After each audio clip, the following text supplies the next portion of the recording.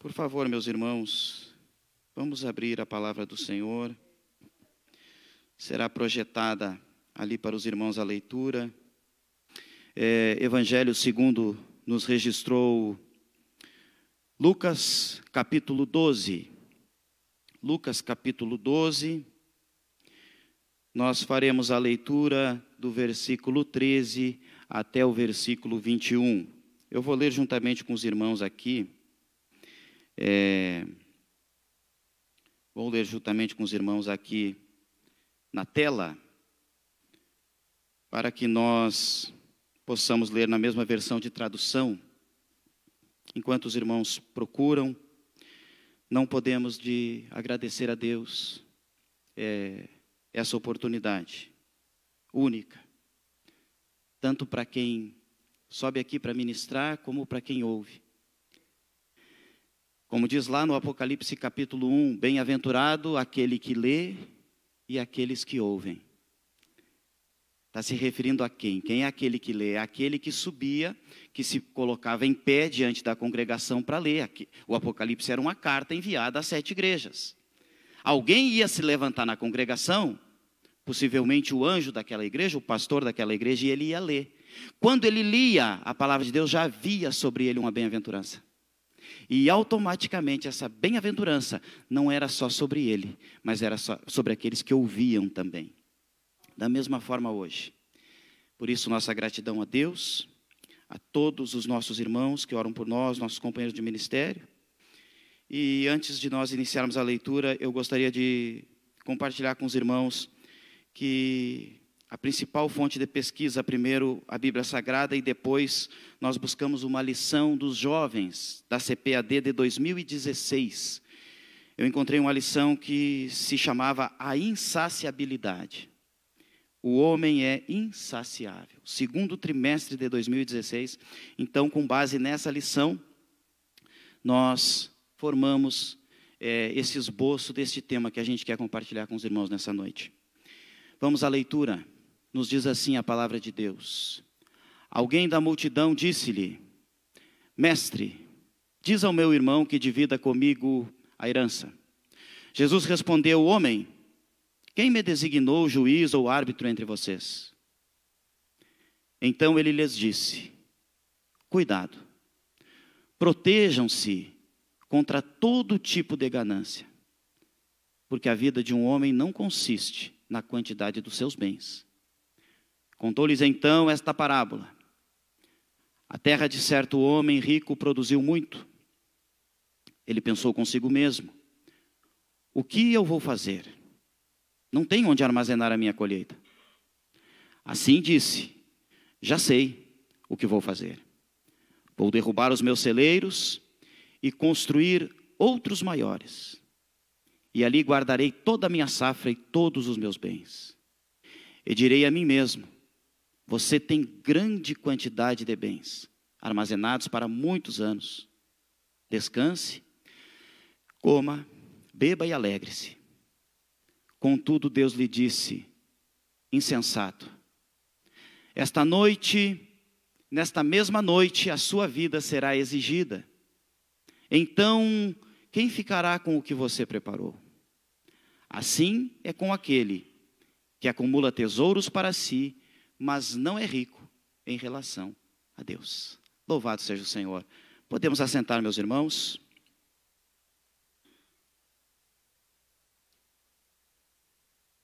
Gostaria de pedir para o irmão Guilherme, por favor, colocar o primeiro slide. Eu fiz alguns slides, montei para que facilitasse a compreensão dos irmãos e para que os irmãos nos acompanhem nessa ministração. Meus irmãos, o nosso tema é a insaciabilidade humana e o depósito da alma. A insaciabilidade humana e o depósito da alma. E eu busquei no dicionário uma definição do que é insaciabilidade. Encontrei a seguinte resposta: insaciabilidade é o estado ou característica de quem nunca se satisfaz, de quem tem um desejo ou apetite que nunca se sacia, Em outras palavras, é uma sede constante, um querer mais e mais, mesmo depois de já ter obtido o que queria. Aí tem algumas aplicações comuns aqui. Por exemplo, no sentido moral e espiritual. Quando alguém nunca se contenta com o que Deus dá, sempre busca prazer, poder ou reconhecimento além do necessário. Na vida emocional, exemplos de insaciabilidade. Quando nada preenche o vazio interior. A pessoa busca sucessos, relacionamentos, posses, mas nunca se sente plena. E no físico, também nós podemos encontrar no físico definições de insaciabilidade. Um apetite exagerado, como gula ou vícios. Aqui está uma síntese do que é a insaciabilidade. Meus irmãos, e para entrarmos neste tema, normalmente a gente leva essa leitura de Lucas 12, essa parábola, essa ilustração de Jesus, unicamente para o sentido de não acumular riquezas. Mas hoje nós vamos olhar sobre uma outra ótica. Nós vamos analisar, sim, a insaciabilidade daquele homem. E essa insaciabilidade, ela tem uma causa, ela tem uma razão. Por isso que eu quero voltar lá no Gênesis 3:9. Eu quero aproveitar que esse assunto está fresquinho na nossa mente, porque as escolas bíblicas estão batendo nesse tema, corpo, alma e espírito. As três dimensões em uma, da qual consiste o ser humano. E nós vamos ver que lá no Gênesis, quando o homem pecou, Deus chega e faz uma pergunta. Havia um encontro marcado todas as tardes.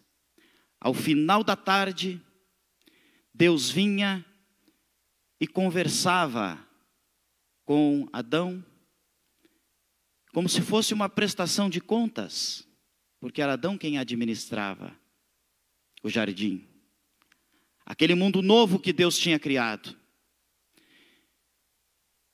E chega um dia, depois do pecado, que Deus chega e faz a seguinte pergunta: Adão, onde estás?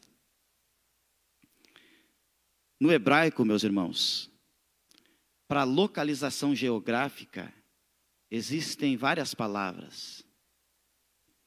Mas a palavra que Deus usa aqui, no Gênesis, lá no hebraico, ela não está se referindo a um local geográfico. Não é uma pergunta geográfica, mas espiritual.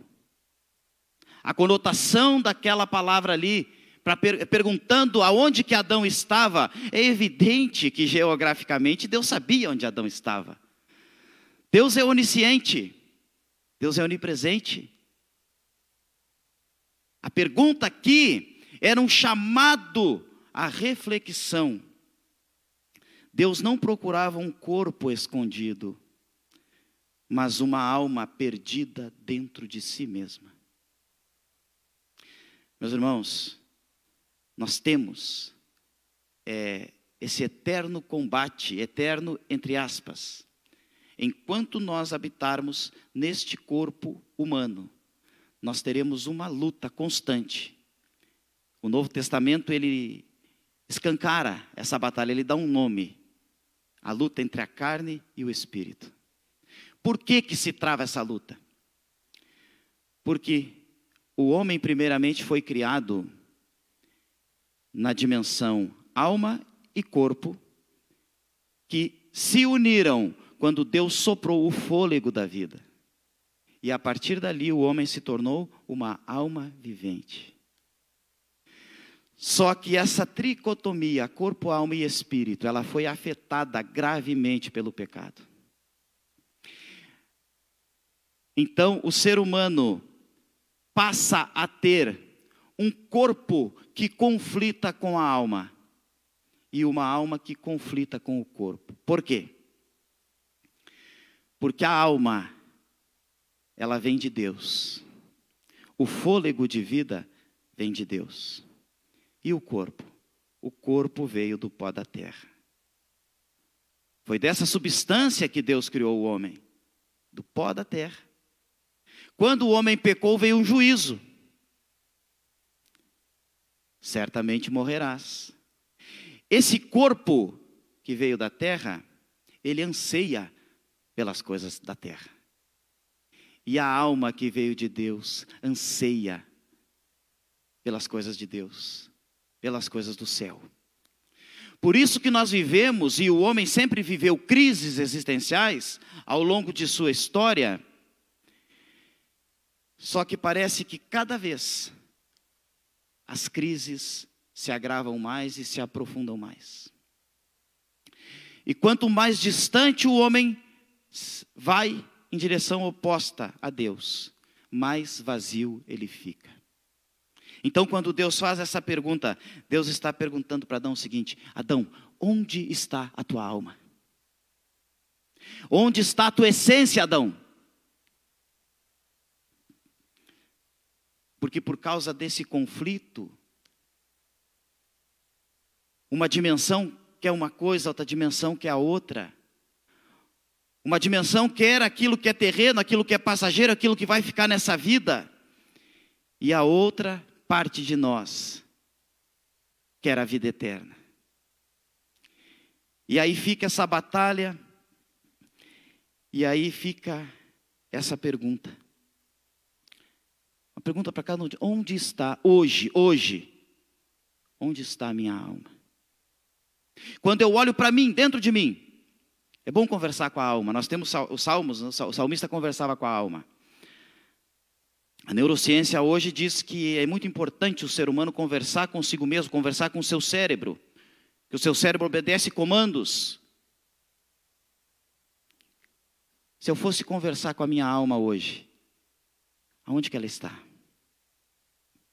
Se Deus me fizesse a mesma pergunta que fez para Adão: onde está a minha alma? Quando eu olho para dentro de mim, eu me reconheço?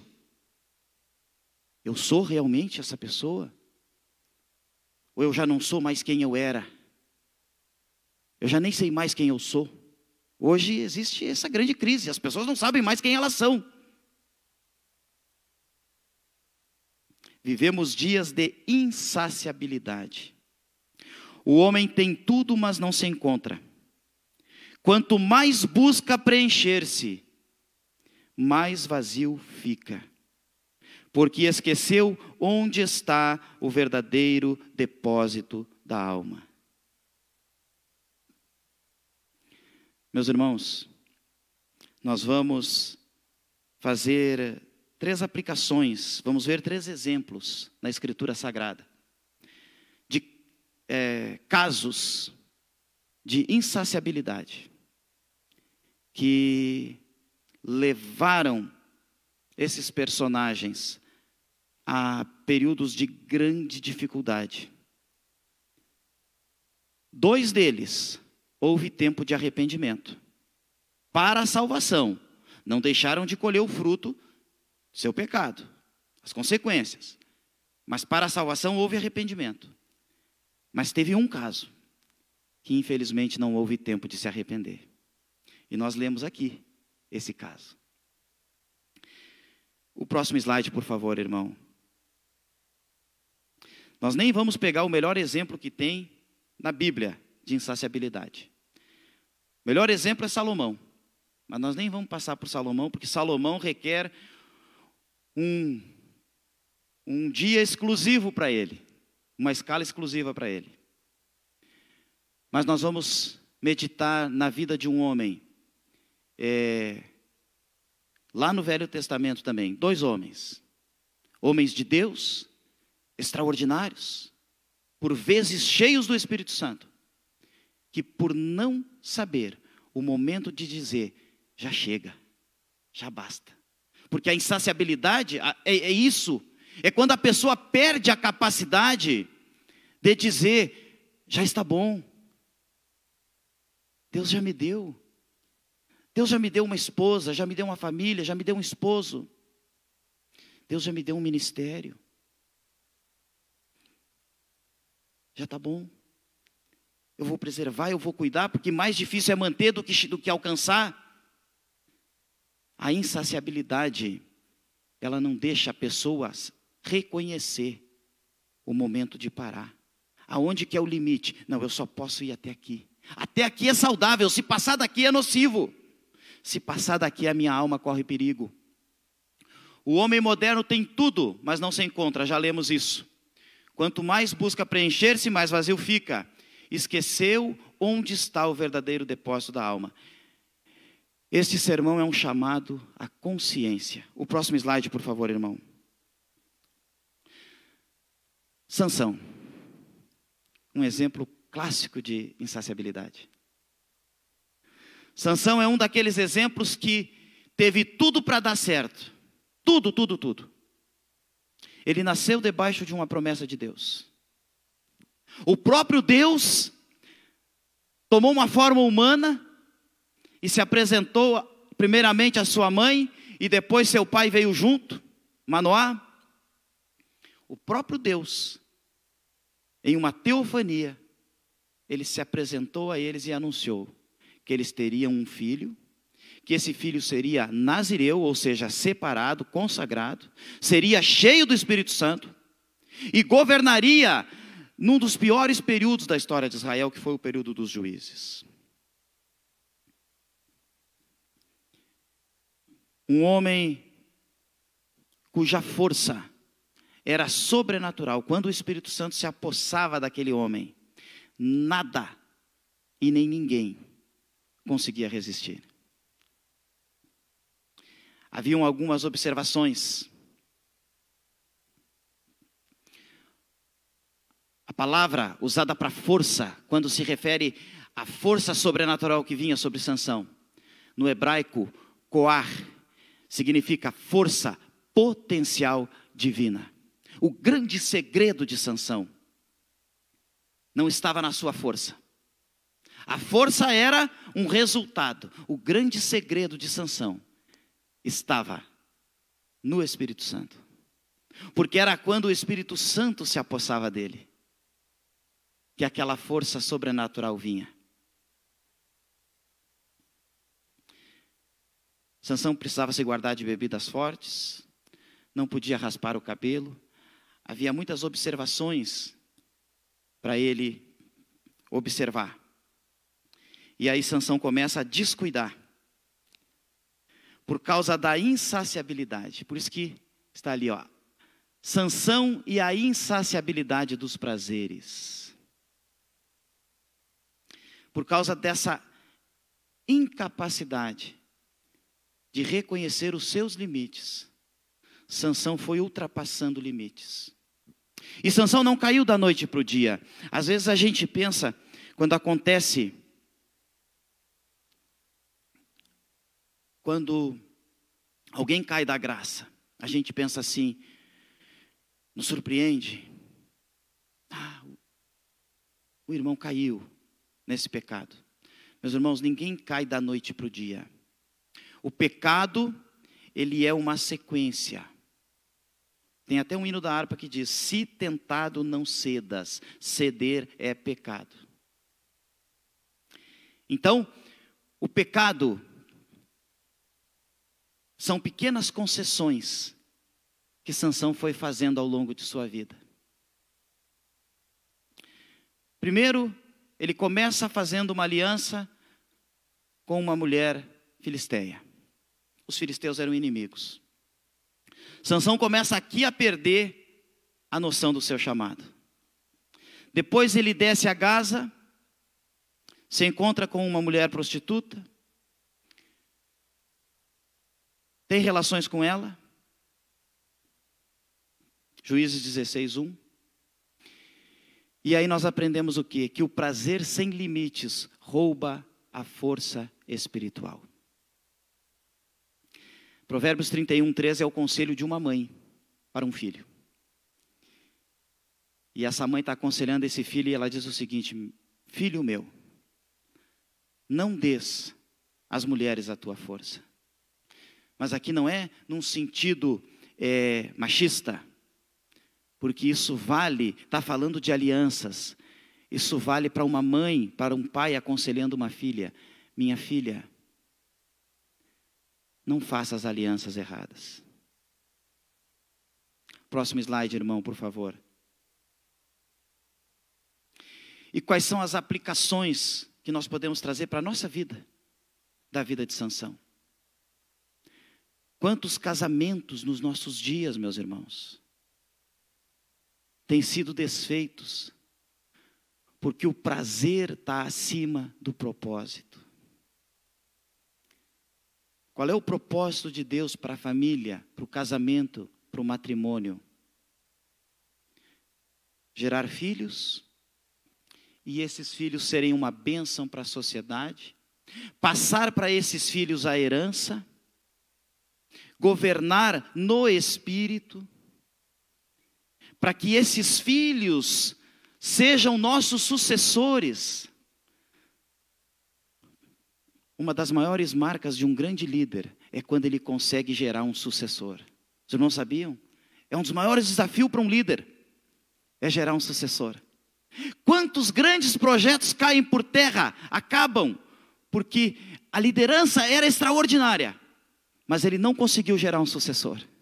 Nós temos isso na Bíblia, muitos exemplos. O casamento, o matrimônio, a família tem um propósito. Ministérios destruídos por desejos desordenados. Aquilo que nós falamos aqui. É mais fácil chegar do que manter. Por isso que a gente tem aquele choque de realidade. Quando, agora na semana passada, nós tivemos a nossa AGO e o pastor chamou alguns obreiros para fazerem parte, começarem suas atividades. Começam como auxiliar, ao diaconato, depois ao presbitério. São etapas. E ali é trazida uma palavra bem leve. Paulo aconselhando a Timóteo. Bem leve. O pastor até foi generoso aquele dia. O pastor leu depois que os irmãos já tinham orado. Normalmente o pastor lê antes. Aí tu tem aquele choque da responsabilidade que pesa sobre os teus ombros. E quantas pessoas, com tristeza nós dizemos isso, lutaram tanto para chegar ao ministério. E quando lá chegaram, por não vigiarem, por causa da insaciabilidade, por sempre querer mais e mais e mais, jogaram tudo fora. Deixando rastros de dor por onde passam. Meus irmãos, quando alguém cai em pecado, ele não sofre sozinho. A família é a primeira a sofrer. Primeiro que ele ofende ao Espírito Santo. Ofende a Deus. Depois a sua família é a primeira a sofrer.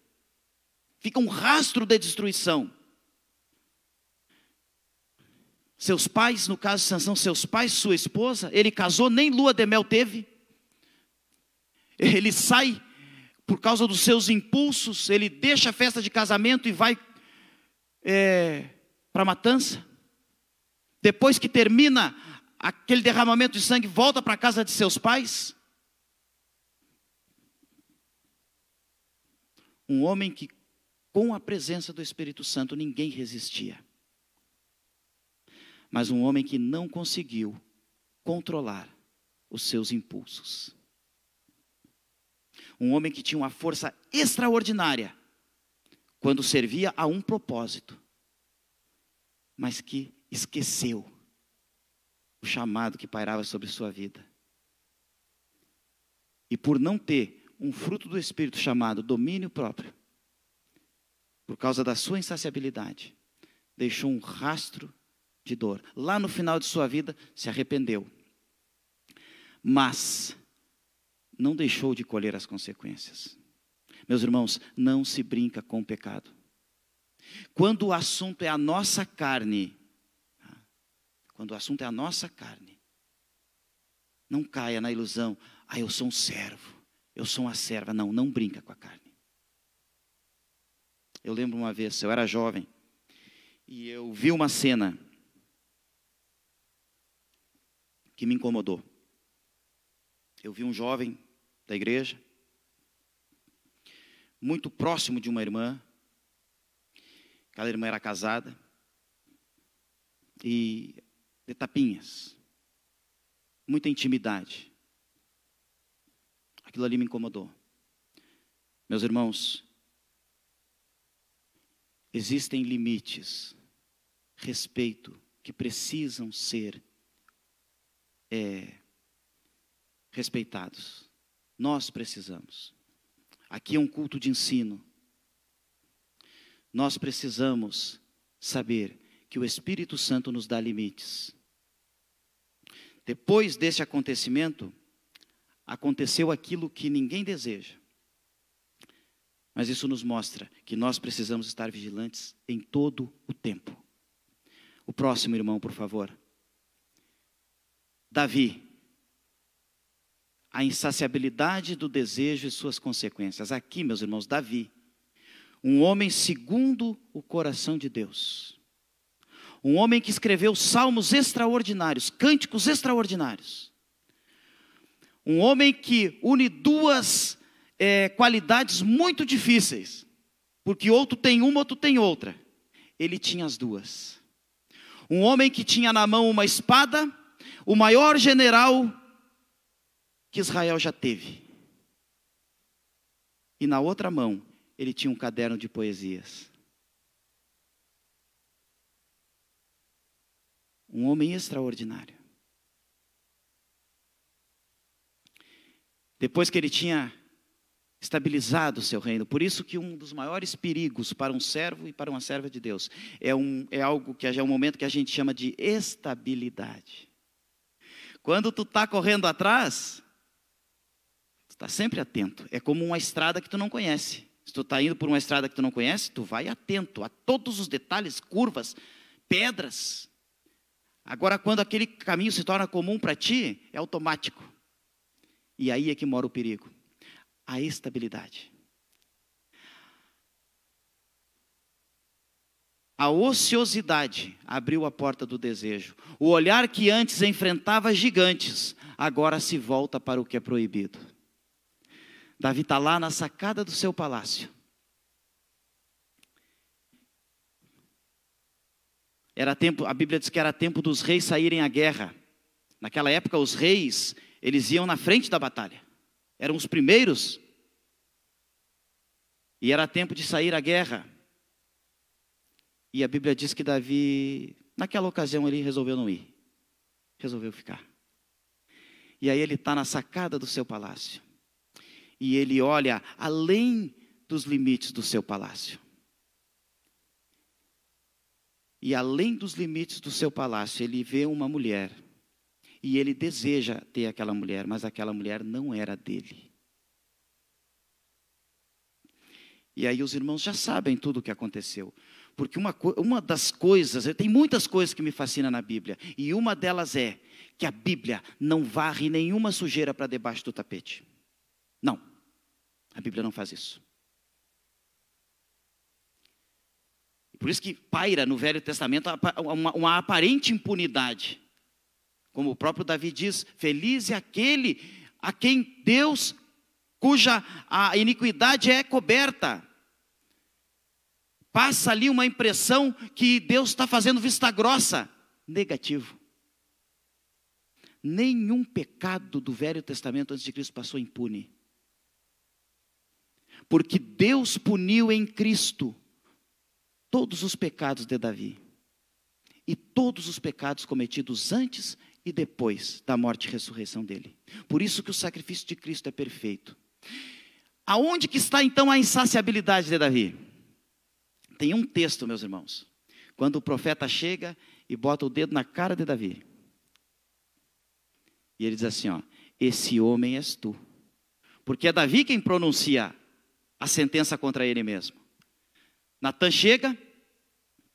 O que aconteceu daquela relação sexual ilícita? houve uma gravidez. Davi, para tentar encobrir seu pecado, ele tenta manipular uma situação, só que a manipulação dele deu errada. E aí ele comete um assassinato, para tentar manter encoberto aquele pecado. Só que o pecado não fica encoberto. Deus manda o profeta repreender a Davi. Ele chega em Davi e diz: a Davi, aconteceu isso, isso e isso. O que a gente faz? Esse homem é digno de morte. Ele conta uma ilustração, lógico. Então, Davi, esse homem é tu. Quando ele diz esse homem é tu, Davi cai em si. Porque a insaciabilidade às vezes nos leva a momentos que a gente perde a essência de quem nós somos e nem raciocinar direito nós conseguimos mais. Tu só consegue ver aquilo que tu quer ver. Nem a voz do Espírito Santo te aconselhando a gente consegue ouvir. E aí o profeta Natan diz: esse homem é tu. Aí quando Davi cai em si, ele se arrepende. Davi diz assim: pequei contra o Senhor. Teve um peso tão grande isso na alma de Davi, que Deus reconheceu um arrependimento sincero. Por isso que eu quero dizer para os irmãos uma coisa aqui: ninguém aqui de nós tem o direito e tem a autoridade para julgar se um arrependimento é sincero ou não. Só quem sabe disso é o Espírito Santo. Agora, o arrependimento ele é seguido de frutos. Frutos de arrependimento. Se aquela pessoa verdadeiramente se arrependeu, ela vai gerar frutos. Por isso que quando há um detalhe ali na palavra, já disse, a palavra Deus não varre nenhum pecado para debaixo do tapete. E aos presbíteros que pecarem, repreende na presença de todos, para que os outros tenham temor. Quanto mais alto nós galgamos na nossa carreira da fé com Deus, no reino de Deus, mais responsabilidade nós temos. E aí, Deus chega e diz para Davi aquilo que para mim foi o mais duro que Davi ouviu na vida toda de Deus. Olha o que Deus disse para Davi em 2 Samuel 12:8. Te dei tudo e muito mais te teria dado, se tu me pedisses. Projeta ali, por favor, irmão, 2 Samuel 12:8. Para os irmãos daqui e para os irmãos da live, se for possível. É 2 Samuel 12:8, esse aí?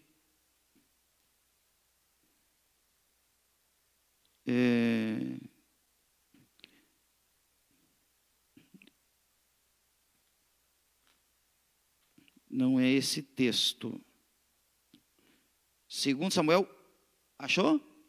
Aí, 12:8. 2 Samuel 12:8. Olha só o que Deus...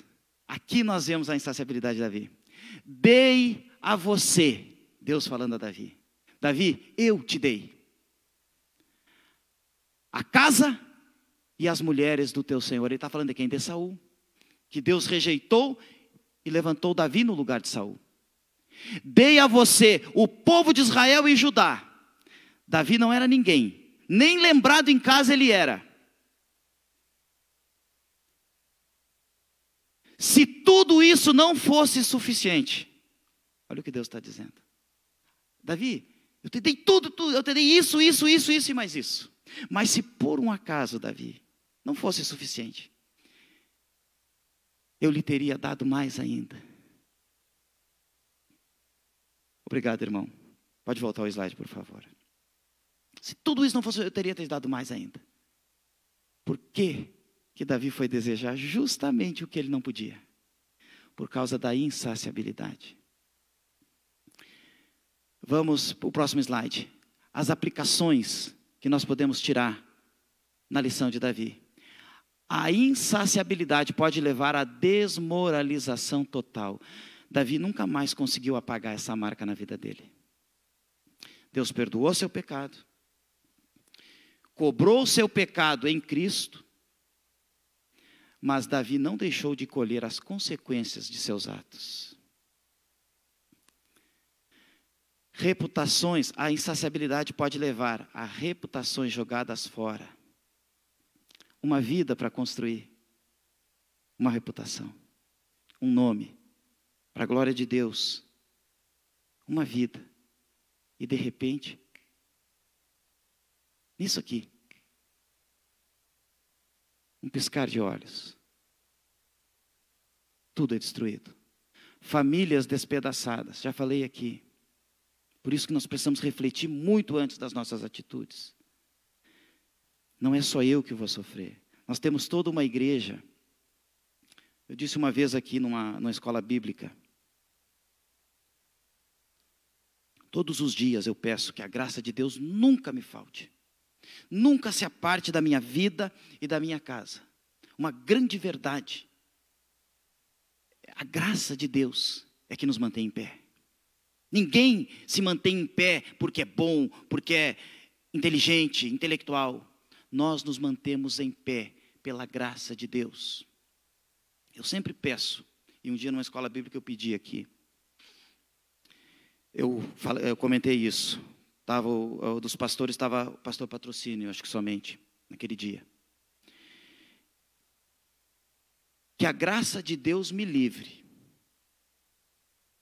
Mas se um dia eu fizer algo que comprometa o meu ministério, o sangue de Jesus tem poder. Mas se eu fizer algo que comprometa o meu ministério, e o presbitério se reunir, e ter que decidir o meu caso, julguem segundo os princípios bíblicos. Não pensem em mim, pensem na igreja. Porque quando a pessoa vai fazer a bobagem, ela não pensa na igreja. Ela não pensa na família, ela não pensa em Deus, ela não pensa na igreja. Aí depois que ela faz, que cai em si, aí, meus irmãos, que a graça de Deus nos sustente. Todos nós somos dependentes da graça de Deus. Filhos feridos por escolhas erradas. Davi, outrora rei honrado, tornou-se refém de Joabe, que nunca mais o respeitou. O próprio general de Davi. Depois disso, porque ele ficou nas mãos de Joabe. Foi Joabe quem pôs em prática o plano macabro de Davi. O Joabe sabia de tudo. Que a autoridade Davi tinha como líder para cobrar alguma coisa do Joabe depois. Nenhuma. Aí, Joabe ainda era sobrinho. Era sobrinho de Davi. Que autoridade. Até é um grande desafio quando nós trabalhamos no reino de Deus com familiares. Às vezes eu fico pensando o desafio que é o pastor Joel e o pastor Patrocínio. Aqui na igreja, o pastor Joel, o pastor presidente. Nos almoços de família, lá na casa do pastor Patrocínio, a autoridade é do pastor Patrocínio, a casa é dele. Que desafio a gente não misturar as coisas e não passar os limites. E assim, na nossa família também. Administrar, trabalhar junto com familiares. Difícil. No caso de Davi, foi terrível. A frase memória para nós concluirmos Davi e irmos para o final, o final do nosso assunto. O arrependimento livra da condenação futura, mas não isenta das consequências presentes. Havia uma lei em Israel. Os irmãos lembram quando Zaqueu se converteu? O que Zaqueu disse? Se eu tenho roubado alguém, eu pago 4 vezes. Os irmãos sabem por que Zaqueu diz isso? Zaqueu conhecia a lei. A lei dizia que se alguém roubasse uma ovelha, ele teria que pagar 4. Se fosse descoberto o roubo, ele pagava 4. Zaqueu sabia que ele tinha roubado as ovelhas de Israel. Por isso que ele disse, eu restituo 4. Quando Natã vai confrontar Davi, ele usa a ilustração de a ovelha. Um homem que tinha várias ovelhas, e aí ele vai fazer um banquete, e ele pega a única ovelha que um homem pobre tinha. Ele pega a única daquele. Em vez de pegar das dele, que ele tinha muito, ele pega aquela única. E aí, Davi pronuncia a sentença. Davi roubou uma ovelha que não era dele. Depois disso, Davi perdeu 4 filhos. Davi perde o filho com Batseba, que era fruto do pecado. Davi perde Aminon. Davi perde Absalão. E por último, Davi perde Adonias. A próxima, por favor, irmão Guilherme. E agora, meus irmãos, nós vamos para o encerramento. Aquela palavra que nós lemos. O rico e a insaciabilidade fatal. Todo o texto que nós lemos aqui. Lá no grego, a palavra ploutizo, enriquecer, acumular, é essa palavra que Jesus usa. Ele conta a história de um homem que fez a melhor safra de sua vida. Ele já era um homem rico, porque ele tinha muitas posses, muitas propriedades, muitos celeiros, mas de repente, naquele ano, tudo deu certo na vida dele. E ele ele tem uma safra grandíssima. E ali, ele decide o seguinte: eu não tenho aonde guardar tudo isso. O que eu vou fazer? Vou derrubar os meus celeiros que eu tenho e vou construir outros maiores. E aí ele chega a uma conclusão. A vida toda ele correu atrás. Aí ele chega a uma conclusão. Agora que eu tenho tudo, eu vou fazer o seguinte: agora eu vou usufruir. Até então ele não tinha usufruído de nada. Trabalhou toda a sua vida. Se preparou para tudo, mas não se preparou para morrer. Viveu como se nunca fosse morrer. E morreu como se nunca tivesse vivido. Porque aí Jesus diz o seguinte na parábola. E Deus disse: louco, insensato, essa noite vão te pedir a tua alma. E tudo isso que tu acumulou, vai ficar para quem? Quando ele achou que ia usufruir, passou toda uma vida. Próximo slide, por favor, irmão, só para nós encerrarmos aqui. Passou toda uma vida correndo atrás de valores terrenos. Quantas pessoas passam uma vida toda correndo atrás? Pessoas que não têm nem prazer de estar em casa. Eu já conheci muitas ao longo da minha vida. Pessoas que não têm prazer, eles nem sabem estar em casa. Porque eles vivem, o irmão riu ali. A gente vê muito isso. Pessoas que não sabem ficar em casa. Porque de tanto que eles correm atrás, por ganância, por dinheiro, por avareza, o problema não é possuir o dinheiro, o problema é quando o dinheiro nos possui. Isso aqui não é uma apologia à falta de planejamento, pelo contrário, Jesus nos ensina a planejar. Se tu tem uma batalha contra um exército de 20 mil, faz um levantamento, se com teu exército tu vai conseguir. Se tu não vai conseguir, não compra essa briga. Então não é falta, não está se referindo a planejamento, está se referindo a uma insaciabilidade.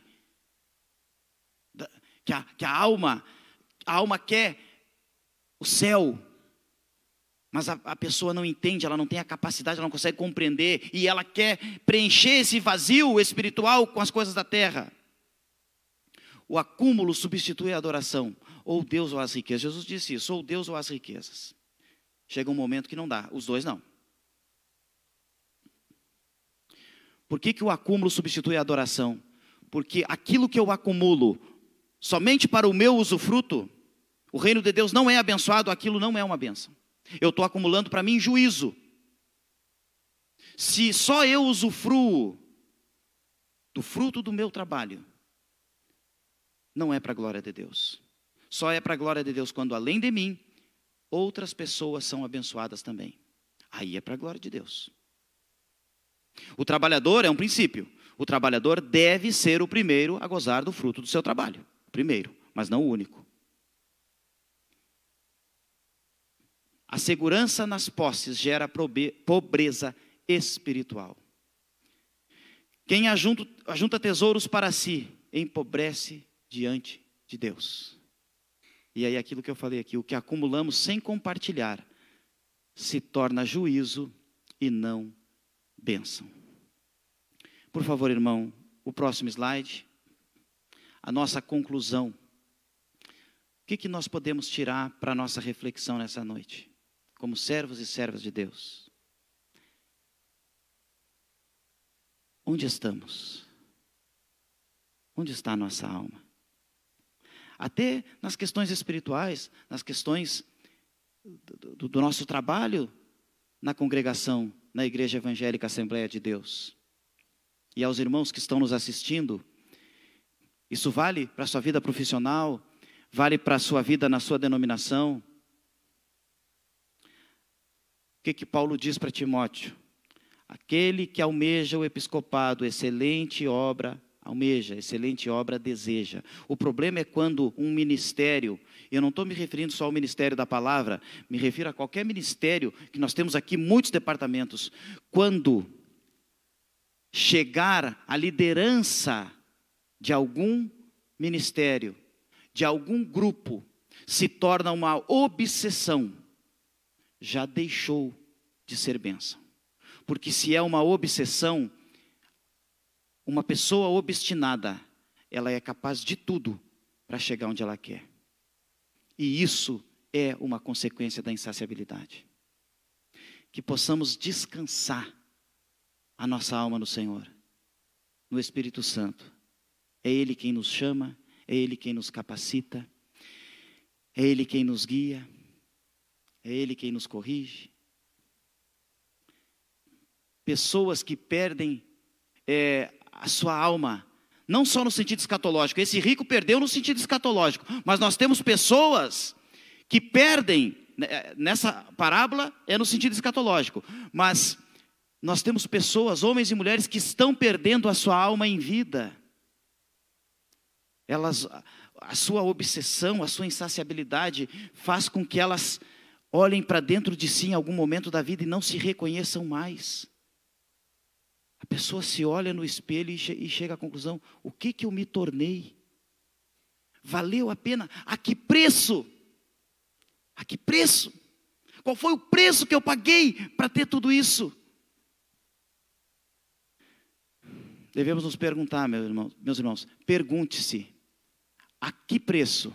Por favor, pastor Joel, pergunte-se, a que preço que custará cada escolha? Nós precisamos fazer uma análise, uma reflexão. A escolha que eu vou fazer, qual é o impacto que ela vai ter no curto, no médio e no longo prazo? Nós que somos pais, eu tenho 3, e o meu mais velho, agora ele já está maiorzinho, já está mais, já está formando mais a personalidade dele. Mas antes ele era muito impulsivo. E aí eu chamava ele: meu filho, vem cá. Tu tem que prever o imprevisto. Tu tem que prever o que essa atitude poderá causar. Porque às vezes quando tu evita, evitando uma escolha errada, tu te livra de todas as variáveis de consequências que poderiam advir daquela escolha. Então que nós possamos entregar a nossa vida ao controle do Espírito Santo e sempre tudo para a glória de Deus.